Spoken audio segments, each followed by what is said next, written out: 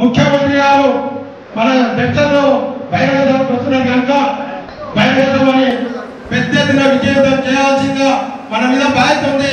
ఈ రోజు నుంచి చూసుకుంటే 45 రోజులు ఉంది. మరి 2 రోజులేమో 2 రోజుల ముందే ప్రచారం బంద్ చేస్తారు. అంటే 43 రోజులు మనం గ్రామాల్లో ప్రచారం నిర్వహించాల్సి ఉంటుంది.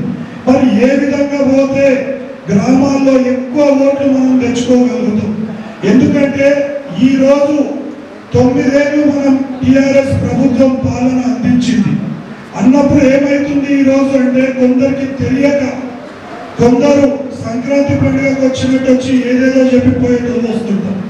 మరి ఈ రోజు ఏ గ్రామం చూసినా జడ్చర్ల మండల 2014లో ప్రతి గ్రామం కూడా లక్ష్మారెడ్డి గారికి మెజారిటీ ఇచ్చింది.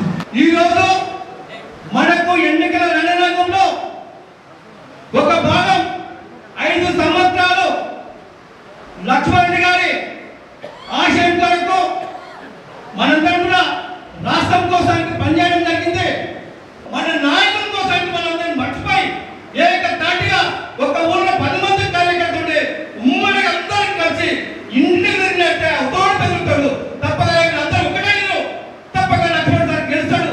మనము ఈ ఎన్నికల్లో ఈ 15-20 రోజులు కష్టపడి గెలిపిస్తే మళ్ళీ 5 సంవత్సరాల వరకు తన యొక్క పూర్తి సేవలు అందించేటటువంటి ఒక గొప్ప నాయకుడు లక్ష్మారెడ్డి.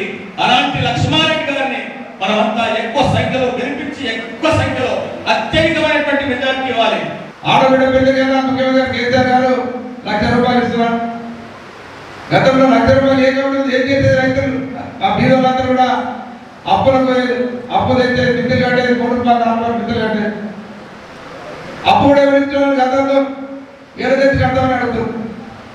ఇలా అప్పు ఇస్తున్నారు, బాధ అంతా బదులు దాకా ఇస్తున్నారు. కళ్యాణం చూద్దాక వాపసు కట్టుకుంటున్నాను.